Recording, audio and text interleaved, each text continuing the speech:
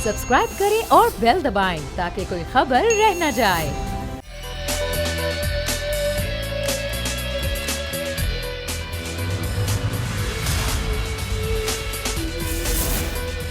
बिस्मिल्लाहिर्रहमानिर्रहीम, अस्सलाम वालेकुम। प्रोग्राम में मैं सुमैया रिजवान आपको खुश आमदीद कहती हूँ। नाजरीन, दुनिया भर की तरह पाकिस्तान में भी कोरोना वायरस जो है वो तेज़ी के साथ फैल रहा है और तकरीबन 359 अगर अभी तक आपको बताऊँ जो तादाद पूरे मुल्क में हो चुकी है और ये तादाद ज़ाहिर बढ़ रही है।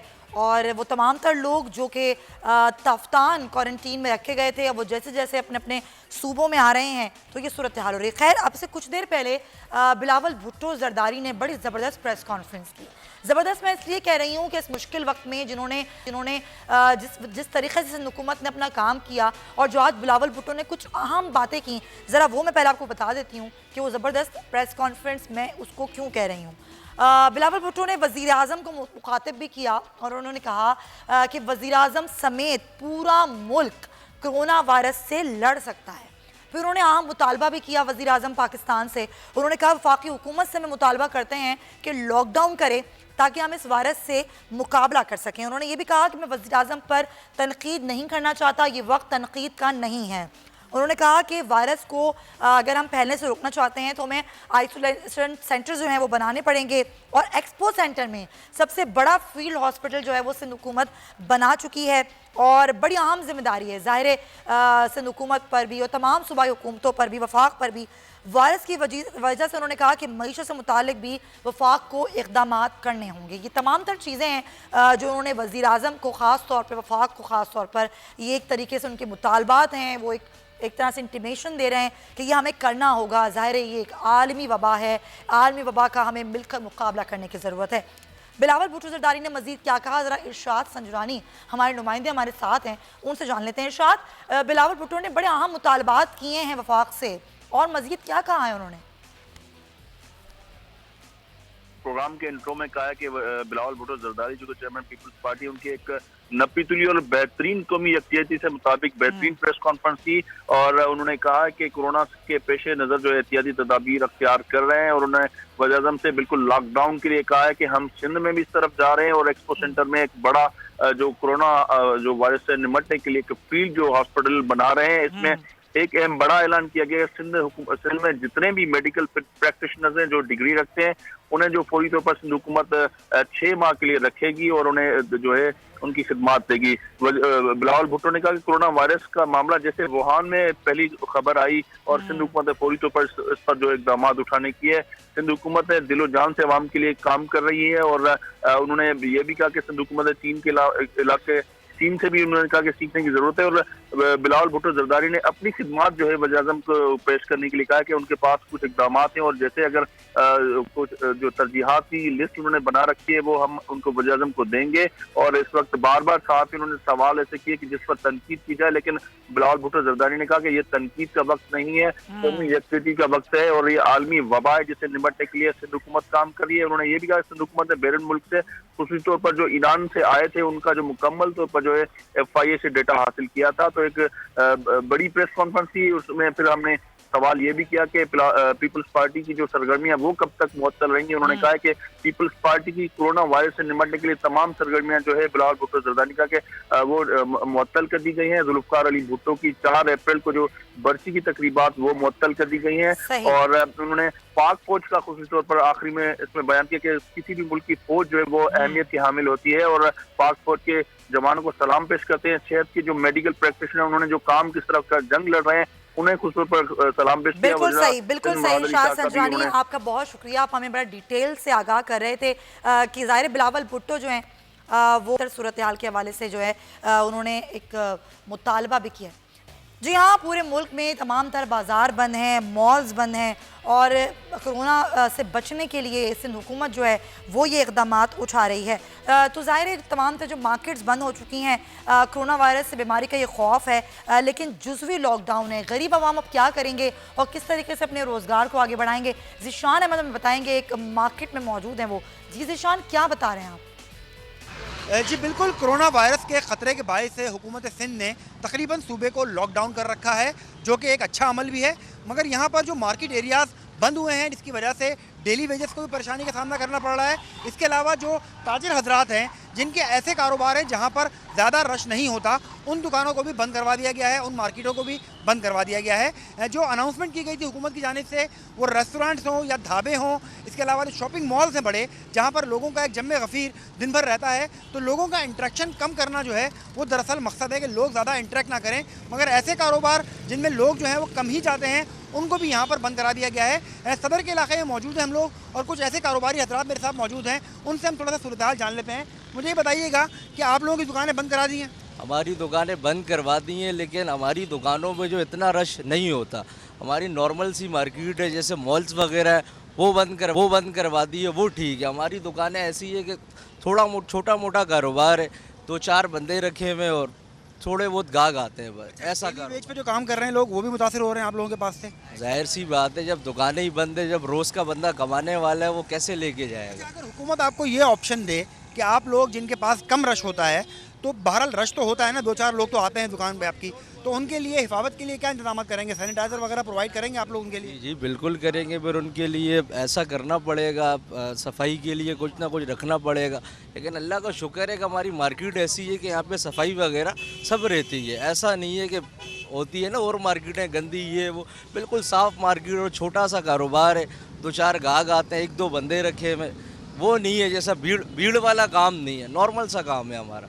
यहाँ पर इन ताजिर हजरात जिनकी तादाद यकीनन सैकड़ों में है, उनका भी यही कहना है कि बहुत सारे ऐसे कारोबार हैं जहाँ पर लोगों का रश नहीं होता, लोग ज़रूरत के लिए वहाँ से ख़रीदारी करने के लिए आते हैं। तो ऐसे कारोबारों को खोल दिया जाए, साथ ही इनको ये पाबंद कर दिया जाए कि ये लोग अपनी दुकान में आने वालों की सेहत का और उनके हाथों की सफाई का ख्याल रखेंगे, जिसके लिए ये लोग ठीक है ज़िशान, शुक्रिया। ज़ाहिर आप दुकानदारों से बात कर रहे थे, वो जो रोज़ कमाते हैं, रोज़ खाते हैं, अब वो कैसे अपनी ज़िंदगी को आगे बढ़ाएंगे।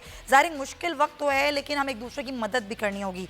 ज़ाहिर मुल्क भर में कोरोना वायरस से बचने के लिए इज्तिमात और पब्लिक प्लेसेस पर जो है वो पाबंदी लगा दी गई है, बंद कर दिए गए हैं। इसी तरीके से जो सैलानी वेलफेयर के जो दस्तरखान थे, मुख्तलिफ इसी तरीके से फलाई इदारों की तरफ से लगने वाले दस्तरखान थे, उनको भी बंद कर दिया गया है। इस हवाले से हमें बताएंगे हमारे नुमाइंदे सलमान सलीम। जी सलमान। बिल्कुल, मुल्क भर में कोरोना वायरस की वबा जो है वो फैल चुकी है, जबकि अगर कराची की बात की जाए तो कराची में अब तक मुतादिद केसेस जो हैं वो रिपोर्ट हो चुके हैं। इस हवाले से हुकूमत सिंध की जानिब से जो इज्तिमात हैं उनके ऊपर जो है वो पाबंदी आयद की है, जो शॉपिंग सेंटर्स हैं वहाँ उसके ऊपर भी जो है वो पाबंदी आयद की है। इसी के साथ साथ जो दस्तरखान है, जो गरीब लोगों के लिए दस्तरखान लगाए जाते थे, उनके ऊपर भी जो है वो पाबंदी आयद की है। हम इस वक्त मौजूद है टीपू सुल्तान ब्रिज के नीचे। मेरे कैमरामैन आपको दिखा सके तो यहाँ पे जो है वो 200 लोगों का तकरीबन दस्तरखान यहाँ पे लगाया जाता था, जो लोग यहाँ पे खाते थे। हमारे साथ मौजूद हैं यहाँ के शेड इंचार्ज, इनसे जानते हैं कि जो लोग यहाँ से पहले खाना खाते थे अब वो किस तरह जो है वो खाना खा रहे हैं। सर मुझे बताइएगा, 200 लोग यहाँ पे रोजाना की बुनियाद पर खाना खाते थे, अब किस तरह खाना खा रहे हैं? अब अल्लाह का शुक्र, हम जो है इसको प्रॉपर करके पैक करके वही साइलिन को हम जो है प्रॉपर ज्वाइन नहीं करते, वो ग्रुप नहीं होने देते, उनको अलग अलग जो है कि करके रोटी जो है 2-3 रोटी और सालन वो करके दे देते हैं पर पर्सन के हिसाब से। ठीक है, आपके लिहाज से ये कैसा इकदाम है? क्योंकि दस्तरखान लगता था, बहुत लोग आते थे खाने, अब क्या लोगों का रेशो कम हुआ है? रेशो कम तो नहीं हुआ, लेकिन लोगों को बस अनसर्टेनिटी है, कुछ समझ नहीं आ रहा अभी तक। वैसे बेहतर है, जो हालात के लिहाज से जैसे होता है वैसे बेहतर है। ज़ाहिर बेहतर है और अब बेहतर होंगी इंशाल्लाह। बहुत शुक्रिया सलमान सलीम। प्रोग्राम में वक्त हुआ एक ब्रेक का, ब्रेक वापस आएंगे तो मजीद भी इस पर बात करेंगे। स्टे विद अस।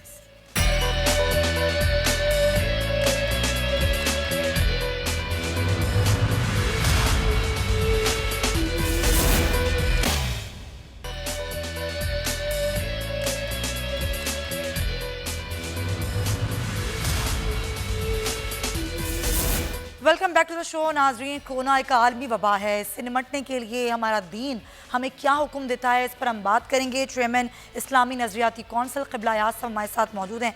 बहुत शुक्रिया क़िबला याद साहब, अपने प्रोग्राम में वक्त निकाला। सर, कोरोना वायरस से पूरी दुनिया में लोग खौफ व इराज का शिकार हैं, लेकिन दीनी नुक्ता नज़र से ये बीमारी या फिर वायरस का जो बचाव है, इस खौफ की सूरत हाल से हम कैसे निकल सकते हैं? बहैसियत मुसलमान तो ये यकीनन हमारा अकीदा है कि बीमारियां अल्लाह ताला की तरफ से हैं, शिफा देने वाली ज़ात भी अल्लाह ताला ही की ज़ात है। लेकिन इसके साथ साथ इलाज जो है वो भी बहुत ज़रूरी है। इलाज के अलावा एहतियाती तदाबीर का इस्तेमाल बहुत ज़रूरी है, और जाहिर है कि इन्हीं चीज़ों को मिला के फिर हम कोरोना वायरस से अपने आप को जिस तरह आपने खुद कहा कि एहतियाती तदाबीर बहुत ज़रूरी हैं, इस एहतियात के पेश नज़र ही ज़ाहिर उलमा कराम ने लोगों को कहा है कि वो मसाजिद में ना आएँ, मगर बहुत से लोग इससे बेचैनी का शिकार हैं। इस पर आप क्या कहेंगे? नहीं, इस सिलसिले में कोई गलतफहमी नहीं होनी चाहिए। इबादत खानों को बंद नहीं किया गया, सिर्फ एहतियाती तदाबीर हैं। और वो ये है कि माहिरीन ये कहते हैं कि कोरोना वायरस के फैलने का सबसे बड़ा सबब ये है या जरिया ये है कि जहाँ पे लोग बहुत बड़ी तादाद में एक जगह जमा हो जाएं, तो इस वजह से एक जगह जमा होने से अपने आप को बचाना चाहिए। तो मसाजिद ऐसी जगह हैं जहाँ पे मुख्तलिफ बहुत बड़ी तादाद में जमा हो जाते हैं, बिलखुसूस जुम्मे की नमाज में। तो इस वजह से उलमा ने ये हिदायत दी हैं कि अच्छे तरीके हैं इसके लिए, ज़्यादा मुनासिब वो ये है कि सुनते घर में पढ़ ली जाएँ, बावुज़ू हो कि मस्जिद आया जाए, और फिर मुख्तसर खुतबा उलमाए किराम ने उर्दू तकरीर, इससे पहले मुकामी ज़बानों में तकरीरों से एहतियात करें, और नमाज भी मुख्तसर हो, और इसके बाद की जो सुनते हैं वो भी घरों में या जहाँ जहाँ आपके तफात है वहाँ पढ़ लेते हैं। और मुसाफिहा और मुआने का जो हमारा एक तरीका है, यानी हाथ मिलाना, गले मिलाना, इसको मौकूफ कर दिया जाए। इसकी बजाय अस्सलाम वालेकुम यही चीज़ मैं आपसे पूछना चाह रही थी क़िबला साहब की सुन्नत रसूल सल्लल्लाहु अलैहि वसल्लम में कि आप हाथ मिलाएं, मुसाफिया करें, गले मिलें, लेकिन इस वायरस से बचने के लिए इस चीज़ से रोका जा रहा है, लेकिन कुछ इस बात का बुरा मनाते हैं। तो ज़रा इस बात पर भी ज़रा आप रोशनी डालिएगा कि हमें कैसे एक दूसरे से हाथ मिलाने से ख़ुद को रोकना होगा ताकि हम इस वायरस से महफूज रह सकें। उलमाए किराम अगर उनको बता दें, और अगर कोई इसके बावजूद इसरार करता है, तो ये बहुत बड़ी बदकिस्मती है। एक काम जो रसूल अकरम सल्लल्लाहु अलैहि वसल्लम से मंसूब है कि कोड़ का एक मरीज था, बेयत लेने के लिए आया, तो आप सल्लल्लाहु अलैहि वसल्लम ने फरमाया कि मुझे उसकी दावत का बेयत कबूल है, और हाथ मिलाने से एहतराज किया। तो एक काम जब रसूल अकरम सल्लल्लाहु अलैहि वसल्लम ने हमें तरीका बताया है, तो क्यों ये लोग रसूल अकरम सल्लल्लाहु अलैहि वसल्लम से ज़्यादा बड़ा मुसलमान बनने की कोशिश करते हैं? बिल्कुल सही। अच्छा, कई कौमों पर ऐसा वक्त आया, वबाई वक्त आया, और उस वक्त उन्होंने तौबा इस्तग़फ़ार की तो वो बात उन पर टल गई। अभी हमें कौन कौन सी आयतें और सूरतें और इस्तग़फ़ार करने की ज़रूरत है डॉक्टर साहब? बहुत सारी दुआएं हैं, उलमाए किराम ने बताई हैं। एक बहुत बड़ी दुआ जो मसनून है वो यही है कि बिस्मिल्लाहिल्लज़ी ला यदुर्रु मअ इस्मिही शैउन फिल अर्दि वला फिस समा व हुवस समीउल अलीम। ये दुआ अगर आप सुबह के वक्त पढ़ें तो रिवायत है शाम तक आप महफूज होंगे, शाम को पढ़ें तो सुबह तक महफूज होंगे। तो इसी तरीके से आयतुल कुर्सी है, मुख्तलिफ सूरतें हैं। तो अल्लाह ताला की कुरान पाक की तो हर सूरत, हर आयत, हर दुआ कुरान पाक के अंदर है। ये अल्लाह ताला की तरफ रुजू का जरिया है। बिल्कुल सही। अच्छा क़िबला साहब, जैसे कि आप भी जानते हैं इस वायरस के पेश नज़र मार्केटों को, दुकानों को, रेस्टोरेंट्स को बंद कर दिया गया है। वो जो लोग जो रोज़ कमाते हैं, रोज़ खाते हैं, ज़ाहिर वो मुश्किलात का शिकार हैं। मुखय्यर हज़रात के लिए ज़ाहिर आप क्या कहेंगे कि वो ज़दका, खैरात किस तरीके से लोगों की मदद कर सकते हैं? सदाक़ात, इन्फाक, फितरे, ये जो ज़कात हैं, ये तो हर वक्त आप दे सकते हैं। पेश की ज़कात तमाम फुक़हा ने इसकी इजाज़त दी है, और इस वक्त की सूरत हाल में तो फ़ौरन ज़कात की अदायगी जो है ये बहुत अफजल और मुस्तहसन अमल है। अच्छा, बिल्कुल सही। लेकिन ज़कात के वाले से कुछ अहकामात भी हैं कि ये कुछ को दी जा सकती है और किन किन अफराद को नहीं दी जा सकती, लेकिन अगर ऐसे हालात हों तो फिर हमारा दीन क्या कहता है? तो यही है कि जो मजबूर हैं, जो कि ऐसी सूरत हाल है कि जो जिनको आप ये कहते हैं कि गारिमीन, यानी जो बैंकरप्ट हो जाते हैं, तो ये हमारे इस वक्त जो रोज़ाना की बुनियाद पे कमाने वाले लोग हैं, ये तो सब ऐसे हैं कि ये तकरीबन इनका कोई बैंक अकाउंट नहीं, ये मोहताज हैं। इनकी मदद करना जो है, इनमें हमें किसी किस्म की हिचकिचाहट का इजहार नहीं करना चाहिए, और इस किस्म के सवालात जो लोग उठाते हैं वो बहुत बड़ी ज़्यादती करते हैं। बहुत शुक्रिया आपका। क़िबला याद साहब इस्लामी नज़रियाती कौंसिल हमारे साथ मौजूद थे और वो बड़ा उन्होंने डिटेल से बताया। और ये हम सबका फ़र्ज़ है कि इस वबा के वक्त पर, एक ऐसे वक्त पर जब अनयूजुअल इक़दाम जो हैं वो हुकूमत की तरफ से उठाए जा रहे हैं, तो ऐसे लोग जो इस वक्त मुश्किलात का शिकार हैं, जो परेशानी का शिकार हैं, तो मुख़य्यर हज़रात को उनकी मदद करनी चाहिए। और हमें अपने पड़ोसियों की और अपने रिश्तेदारों की इस वक्त खैर खबर रखने की बहुत ज़रूरत है। तो अपना ख्याल रखिएगा, अपने प्यारों का ख्याल रखिएगा। इंशाअल्लाह आपसे कल मुलाकात होगी। अल्लाह हाफ़िज़।